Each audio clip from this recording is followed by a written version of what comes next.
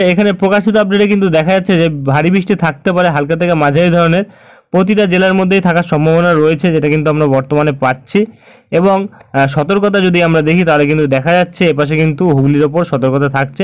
50 থেকে 60 কিলোমিটার বেগে ঝোড়ো হওয়া এবং 7 থেকে 11 সেন্টিমিটার বৃষ্টি কিন্তু থাকতে পারে আজ, যেটা কিন্তু বর্তমানে পাওয়া যাচ্ছে। এবং এপাশে কিন্তু যদি আমরা দেখি তাহলে কিন্তু দেখা যাচ্ছে এপাশে কিন্তু পূর্ব মেদিনীপুর, পশ্চিম মেদিনীপুর এবং তার সাথে ঝাড়গ্রামের ওপর কিন্তু 50 থেকে 60 কিলোমিটার বেগে ঝোড়ো হাওয়া থাকতে পারে, এবং যার জন্য কিন্তু কমলা সতর্কতা থাকছে এবং বাদবাকি জায়গাগুলিতে কিন্তু হলুদ সতর্কতা থাকছে।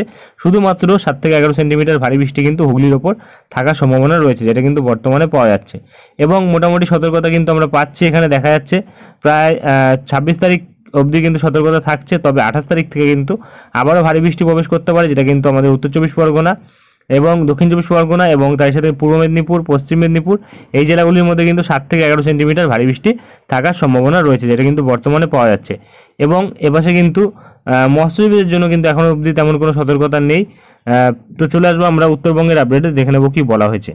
তো বন্ধুরা, আমরা চলে এসেছি উত্তরবঙ্গের আপডেটে। এখানে প্রকাশিত আপডেটে কিন্তু দেখা যাচ্ছে যে বৃষ্টি থাকবে আমাদের দার্জিলিং, জলপাইগুড়ি, কালিম্পং, আলিপুরদুয়ার, কুচবিহার এবং উত্তর দিনাজপুর, দক্ষিণ দিনাজপুর, মালদা প্রতিটা জায়গাতে কিন্তু বৃষ্টি থাকবে আজ। এবং তারপরে কিন্তু দেখা যাচ্ছে যে আগামীকাল কিন্তু কোনো সতর্কতা থাকবে না, এবং তারপরে কিন্তু 25 তারিখ এবং তার সাথে কিন্তু 26 তারিখ সতর্কতা থাকবে, এবং 27-28 তারিখ কিন্তু তেমন কোনো সতর্কতা নেই। তবে আমরা উইন্ডির আপডেটে যদি দেখি কিছু অনেকটা কিন্তু পরিবর্তন পাবো।